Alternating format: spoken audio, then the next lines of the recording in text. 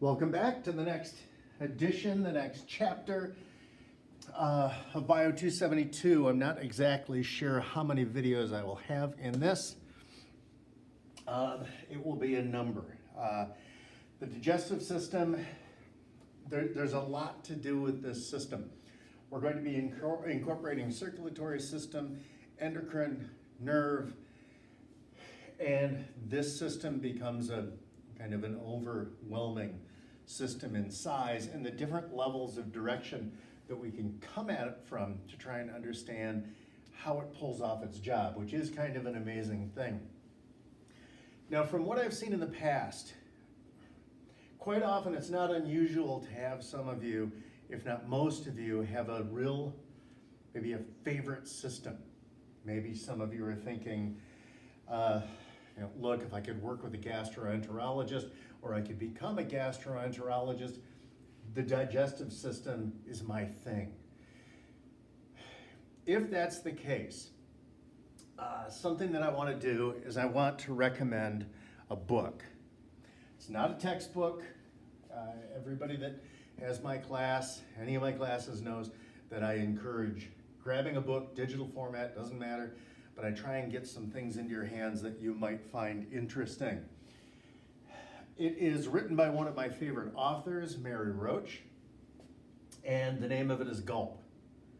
And it is Adventures on the Alimentary Canal.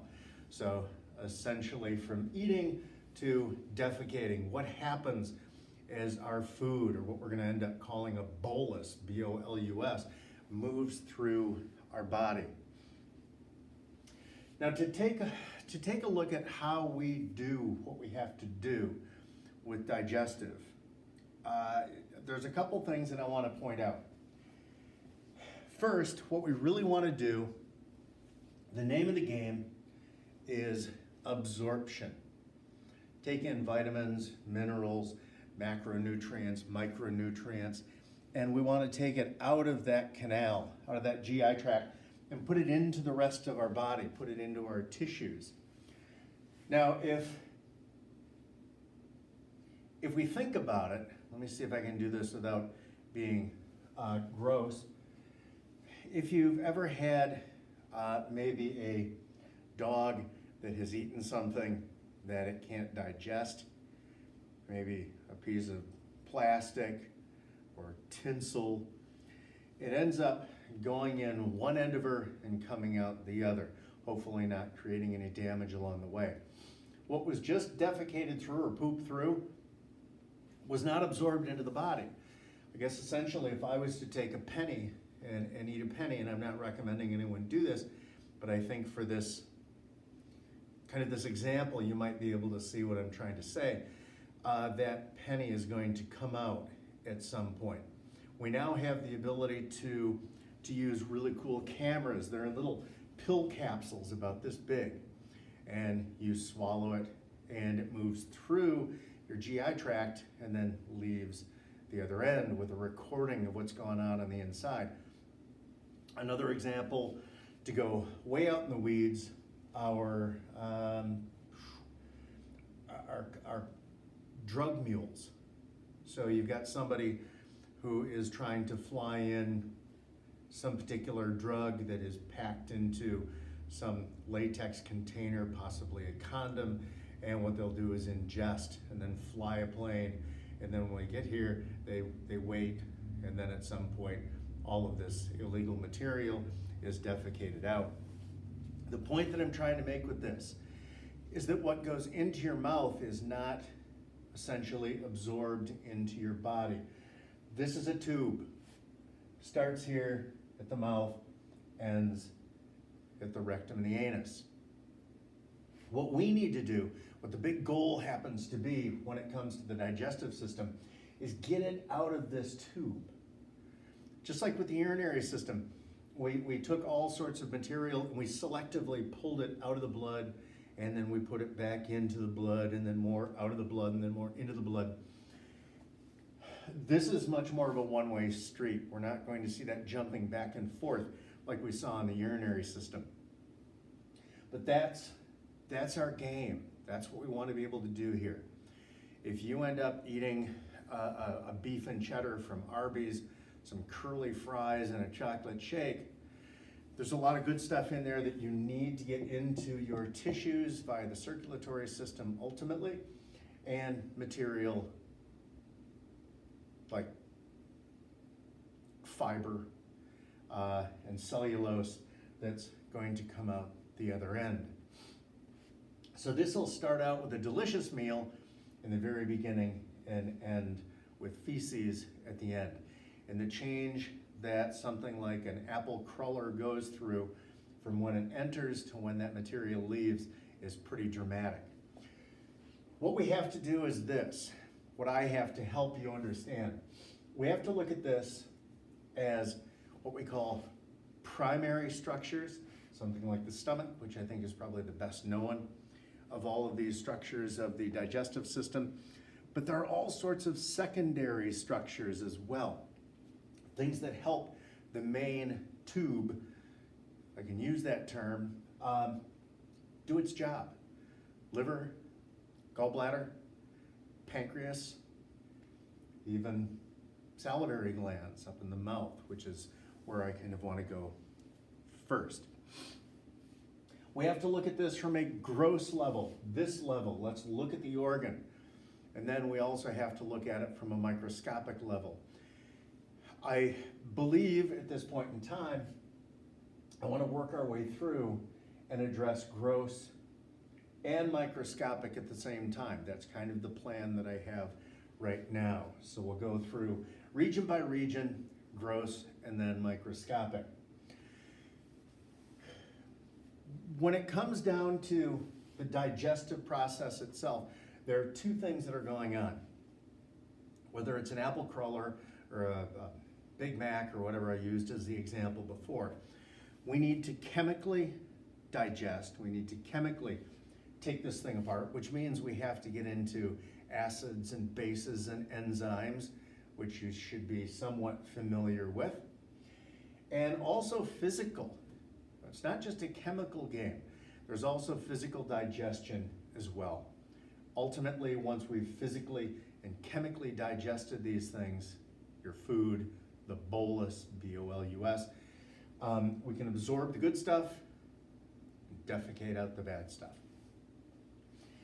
So let's take a look at the very beginning. Let me not go more than maybe 4 or 5 more minutes. It all starts, if everything works out correctly, in the mouth. So I've got a nice sagittal section, and I've got a straight on section with a mouth very distended and open. There's a lot of anatomy here. A lot of things that aren't really going to be that important to us. I want to talk about primary and accessory or secondary structures. I guess your primary would be the mouth itself, this hole that we all stick food into. Essentially, that's why we are considered animals. Animals versus plants and fungus and things like that, we have a hole in which we stick the material and the nutrients. For us, it's called a mouth. You've probably known your mouth for a long, long time. So I want to try and hit some of these structures. We've talked about airways. We're going to be sharing some of the spaces, but of course you don't want your food to go down the wrong way. In other words, you want to stay dedicated to the digestive tract. Now, a few things that I think are pretty important. Chemically, we do chemical digestion, and it comes from the salivary ducts. We've got little submandibulars and sublinguals. The point is, saliva is rich with enzymes. It's rich with the chemistry that we need to start breaking things down. One that I can think of right offhand, right off the top of my head, is what we call salivary, for saliva, amylase. And amylase breaks down starch. So as soon as you eat a saltine cracker or anything else that happens to be starchy and the saliva gets going at a chemical level, you're starting to break that starch down. Now, that's That's the big thing that I want to focus on when it comes to this chemically. Now, when it comes to physical digestion, there's a lot going on here. Let's look at that. Think about the roof of your mouth. Rub your tongue against the top of the mouth. We'll get to the tongue in a minute.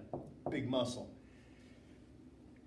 As we get towards the front of the mouth, it's really bony and it's ridged up there. This is what we call the hard palate, which would be right in through here. As we move to the back, if you look at the image, we get less and less and less maxilla, or let me strike that. Let me go strike that term. We get less and less bone as we move back. There's our maxilla. And then by the time we get back here to the uvula, that thing that dangles down in the back, it's all soft tissue. So we move from a hard palate to a soft palate, and then we terminate in the uvula. The reason it's important to have a hard palate up there, and this is where the tongue comes into play, with physical digestion, don't forget the hard palate. We smash a lot of material up against the hard palate when we eat. Our tongue, that muscle, pushes up, and it helps to physically break down the food that we're in the process of eating. So we've got our little salivary glands, we've now got the hard palate, and this really, really strong tongue that's also involved in taste. And I guess I might as well jump around finally to the teeth. And the teeth, when we look at a skull, and I'm gonna be careful, this one's gonna fall apart. It just did. It's, I think, one of the most distinct portions of the skull. Yeah, we got a couple of eyeball holes here, but we have these nice, shiny, very well-evolved structures that are involved for physical breaking down and physical digestion. Let me just use, I guess I could use this as well. What we're gonna find on the bottom, we also find on the top. So once you know these, you know these. Cool thing here is if we go right down the middle, what's on the right, or this person's left side, is the same as what you would find on the right. So really, once you know 1/4 of the mouth, you essentially know the whole thing. Up front, we have incisors, so we have a total of 8. I'm counting bottom as well as top. Those incisors, these nice sharp things up front, are evolved just for that, cutting. That's what we do up front. This is where we cut, we don't grind, we don't grip, we don't hold. And we've got a total of 8 of those. As we move back, we get to what we call our canines, or in some cases we call them fangs. They're longer and they're pointier. They've evolved to grip. Typically, if you are playing with a tug toy or a chew toy with a dog, they're getting a good grip on it with their canines.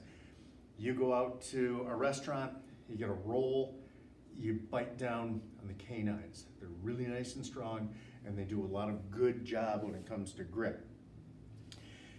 Behind that, we have a whole bunch of now what we call molars. The first few are premolars, and then as we move back distally, they become full-on molars. All of those are about grinding. If you're familiar with horses and you're familiar with mammoths or you're familiar with cows, they grind, the ruminants. At least the cows are. And so we have these big, high surface area grindstones in the back. This gets us to a total of 32 teeth. And these are our mature teeth, not our baby teeth that are coming in and falling out as our skull grows in size. Give me about 2 more minutes. So we've got up front our incisors, a total of 8. Going back, we've got our canines, a total of 4.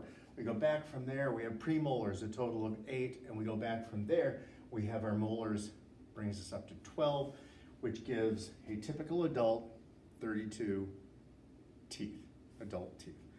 But here's the quick rub that I want to point out before I kill this first video. The vast majority of us watching this video more than likely don't have 32 teeth in your head. I know I don't. And the reason is this. These molars that are furthest back, they begin to erupt by the time we're somewhere around 20. I think mine did when I was 18. So by the time you're 18, 20, 22, 23, for some reason people said, oh, you're becoming wise. And those are your wisdom teeth. These, in about 75% of all people, are too big to erupt naturally through the gingiva or through the gum, the layer that the teeth first move through. So what I had to have done is I had to go to the periodontist and I had to have 4 wisdom teeth pulled. They'll come in at weird angles, they'll impact, they'll cause inflammation, they'll cause pain, and at least in the 2000s, the 90s, the 80s, we had the ability to pull those to try and minimize all those other issues. They can also push these other teeth out of alignment, and so there's a problem there. So what we're looking at when we look at the mouth, we've got a hard palate and a tongue and specialized teeth for physical degradation, physical digestion, physically taking apart a tin of sardines. And then we've got the saliva, this enzyme-rich liquid that we shoot out typically from under our tongues. I tend to have a lot of calcium in my submandiculars and sublinguals, and so I tend to deposit a lot of calcium onto the back of my teeth and my lower jaw, and I tend to, as a result, have a lot of buildup of calculus back there. And maybe some of you, if you're willing to admit it, have either yawned or you've opened your mouth really wide, and you can be honest with yourself, if you've shot some spit out. Well, those are your sublingual salivary glands. So they're contributing to the chemical breakdown. So all of that just with the mouth, physical as well as chemical. Now we have to figure out what happens when we push this back and how ultimately do we move it through the oropharynx, get down the right tube, and end up at the stomach via the esophagus. So let me kill this. I think that's lesson 15, and I'll be right back. No, it's lesson 18.